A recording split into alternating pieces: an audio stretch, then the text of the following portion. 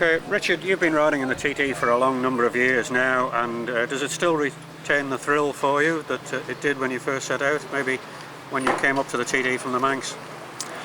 I was very young then and very excited by the challenge, and I'm still excited by the challenge. That's why I'm back again, Geoff. I was supposed to have retired numerous times, but I'm still here because I love racing my 250 and I love the TT course. You have been a 250 specialist and you've often pitted it against the bigger engine bikes, just purely for the hell of it, I suppose.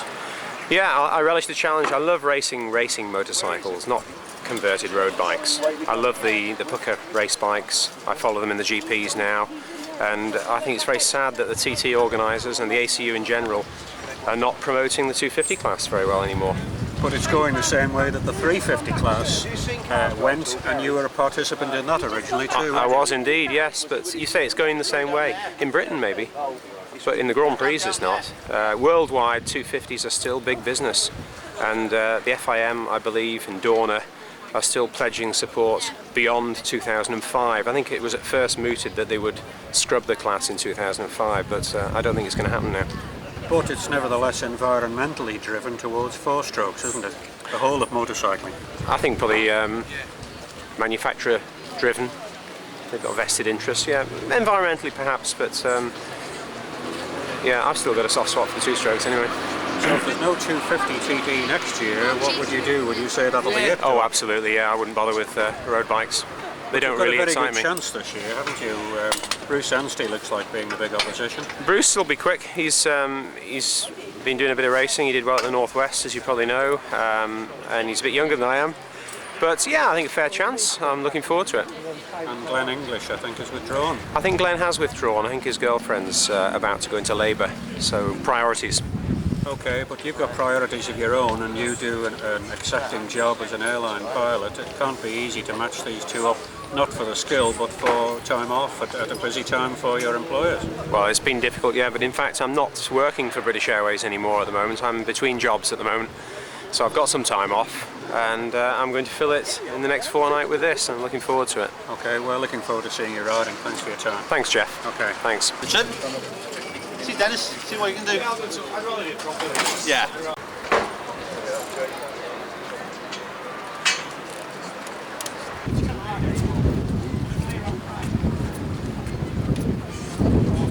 And we've got Gary Carswell on one and Gary Linham on the other. You're Chris? I'm Chris Caffyn, yeah. Yeah. Yeah. I know nothing about racing. Well, nor do I, but I've been doing it with him for about 30 odd years, and I still say a bike's got two wheels and an engine, and that's as far as I go. How long have you been coming to TT?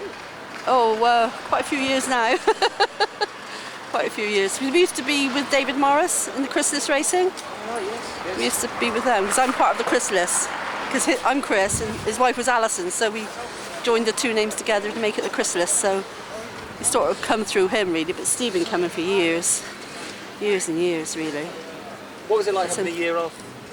Very funny. We still came over, but we've done a lot more sightseeing. You know, there's always something to learn over here, isn't there? You know, something different. And no, we do. We came over last weekend as well, but we like it over here. We'd like to retire over here in times to come, but we'll just wait and see what happens, you know. What's it like being a supporter, watching your I enjoy it. I do enjoy it. Not nerve-wracking at all? It is. Race days, I think, are the worst. You know, you sort of get there, because they're around so long. You think, gosh, where are they, you know? I like to be out on the circuit more than here, but of course, when you've got a ride, you've got to be here, naturally. But, you know, it's really enjoyable. I like it, yeah. How are things going preparation-wise? All right, very good, yeah, because we didn't come till yesterday. Of course, Bike Snack came over on the ferry and all that lovely weather. So they were sort of a little bit under the weather last night, so we didn't go out on early practice this morning. This is supposed to be their first practice. And it'd be Gary Linham tonight on the Ducati, so you know, we just see how it goes. He has won here before, both of them have, in the Manx Grand Prix, so they do know the circuit fairly well. And Gary Carswell lives here, so he's on his own bike tonight, but he does, you know, they both know the circuit very well, so it's great fun. We can't wait for it. And we're always back again in August for the Manx Grand Prix with some more bikes. What's it like describing the TT to people back home who have never been here?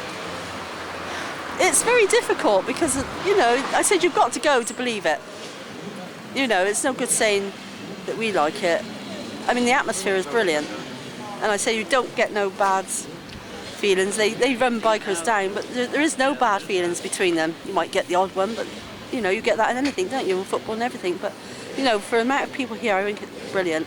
It's really good. And they, you know, along the prom on Mad Sundays, and that's something you've got to see. Do you think it's going to pick up again?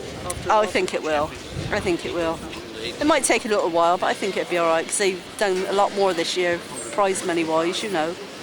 And yeah, I think it may pick up a bit. You know, a lot of hotels and that lost a lot of trade last year, but I think gradually it will pick up. Let's hope so, anyway. Because we don't want to see the end of it, do we?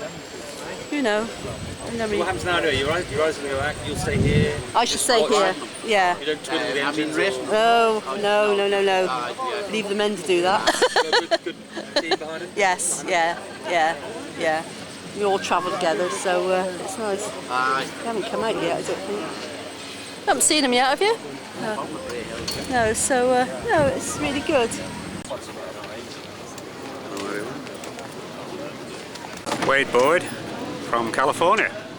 Yeah, San Francisco, California. Okay, Actually. Wade, you come back to the TD every year. Everybody says you're disorganised, but I think it's just an act that you cultivate, really, isn't it? It's all part of the fun. Yeah, we tried really to be organized, but we come, you know, 10,000 miles away. It's hard to be organized. Even if we got a perfect schedule, something comes up. But when you're at home in the off-season, as it were, it must be difficult to convince people who live there what you're going to the Isle of Man to do. I mean, they just don't know the sort of thing we're doing here. Exactly. And only the real motorcycle enthusiasts kind of know that much about it. ESPN and Speed Vision have been bringing videos and stuff over, and it's made a big difference, but they don't really know, and they got an idea, but they don't know the severity of how extreme this is. There's nothing like this anywhere else in the world, but particularly in America, there's not many street circuits left, if any, are there? No, there's one or two. We actually have one in California, Donner Hill Climb, and they're trying to pattern themselves after the TT. It's a hill climb, 27 corners and 3 miles. I actually even won it one time. Now, when you come here, you get stuck into everything. You ride solos, sidecars, off-road, the lot. You certainly get good value for your trip over the Atlantic. Yeah, I'm on vacation. You know, I'm a kid in a candy store. I want to play with everything. So I got a motocross ride. I'm actually here for this, for the TT, for the pavement event. You know, but at the end of the day, you've got to make it pay somehow. Do you cover your costs with the money you get? No. So it's you're paying for the hobby then? I pay for everything. So machines as well, easy to come by? I pay for everything, yeah. I've been doing this for 30 years, so I just keep collecting them. I'm already working on next year and the year after, and I'm probably going to trade this bike away when I'm done for a next year's bike. We built a single, which we now don't have a singles class. There's a lot of that little Murphy's Law. Every time we do something, it isn't a guarantee until you get here. I've had 3 or 4 problems where we got equipment and we weren't allowed into it, or this or that or whatever. Like the singles, now it doesn't have a singles class. It took me 8 years to get a single. We hand built the single and now it's useless. You know, we're playing with it over there, but we built it for here. Well, I'm sorry about that, but at least you always seem to enjoy yourself when you come here. Yeah. The hair is thinning a little bit for all these colours, I see. Now you've handed it over to your mechanic to carry the loyal colours. Yeah. I was told to get a haircut. I said, no, it's falling out. I don't need a haircut. Okay, we'll have a good run this year. All right, thanks a lot. Thanks. Right on. Thanks a lot. Right. We'll be having a good one. Okay. Well, if I don't dye my hair, you can't find me when it's time to change the gas. The landlord. You like the All color? right. Does it suit me? I got this totally slimed. I need a rag to clean the Rag. Just ask the next guy over. The next guy over. Got a rag in your pocket? We have to go borrow everything. That's our specialty. You don't have a rag in your pocket, do you? Why are you wanting your rag out here for a second? All right, thanks. Look, we got one. You saved us, thanks. Richard, Milky Bar Kid, Quayle, you're trading on this name and it really has been a salvation to you. I don't know where the original idea came from, but it's paid gold for you really for recognition, hasn't it? Oh, I suppose so, yeah. I mean, it's just, I was just working behind a bar on the ship in Castletown and one of the boys said, oh, he looks like the Milky Bar Kid, and ever since then it's stuck really. So. Well, it's done you no harm, has it Oh, really? well, that's it, aye. It's always so nice to have a little bit of a nickname, but it's just a bit more of a friendly atmosphere as well, isn't it? Everyone's nice and friendly. Well, you've entered into the spirit of it, certainly, but you haven't had the easiest of time with your bikes and your own injuries recently, have you? After your phenomenal ride in the 2000 TD when you were second in the production race. Yeah, I was on a roll for last year sort of thing, but this year's been a bit of a disaster to start with. I was out doing a bit of training on my mountain bike and fell off and bust my shoulder, and just that's been the start of it really. So, and then went to the northwest there last week and engines were blowing up left, right and centre, so hopefully she'll be right. But you're still only young. I mean, you're not exactly sort of panicking to get it all in the next couple of years. You'll be all right yet for another 5 or 6 years of the TD. Well, that's it, yeah. You know what I mean? But it's just, you want it, aren't you? You know, it's just. I was surprised you weren't offered a works bike after such a sterling performance. I don't know. It's just one of them things, isn't it? So. Has anybody asked you at all about? No, not really. So just I've just got to do my own thing, really. Ride as hard as I can. It's expensive though to do. Well, it is, yeah. But these things happen, don't they? You know. Hopefully, one day someone will recognise me and be right enough. Yeah. So do you think you can get into the rostrum position again I at the TD? think so, yeah. That's the goal, like. That's the because goal. that race was run in terrible conditions, wasn't it? Yeah. I mean, it was wet. I mean, I'd rather wet now. Wet all the way around rather than wet Open Ramsey or something like that. I don't hate them sort of conditions because you just build your confidence up. Is the course knowledge an advantage to you that you think puts you those few seconds ahead of lap? Maybe in the Manx Grand Prix, when you first start the Manx Grand Prix, maybe, but when you get up to this level, the boys are so good. They know it as well. Yeah, that's it. They've been doing it for years as well, so I mean, I don't know. I don't think it matters at this sort of level. So. Do you know it all, absolutely every bend? I don't know about that. Like, I mean, I know it quite well. Like, I always. Some look the same though, and you can get caught out, can't you? Yeah, I mean, I know the sequences and stuff, like, but it's just a matter of trying to get yourself through it a little bit quicker the next time and the next time and the next time. You see, that's the thing. Like, that's the key. Tricky on the run into Ramsey, I should think, is the most difficult. Bumpy. Yeah. It's most bumpiest. It's not a comfortable ride through there, like.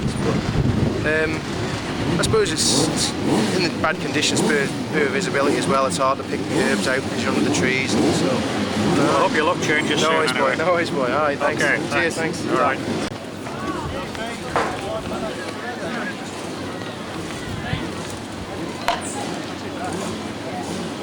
Sometimes it's windy, it just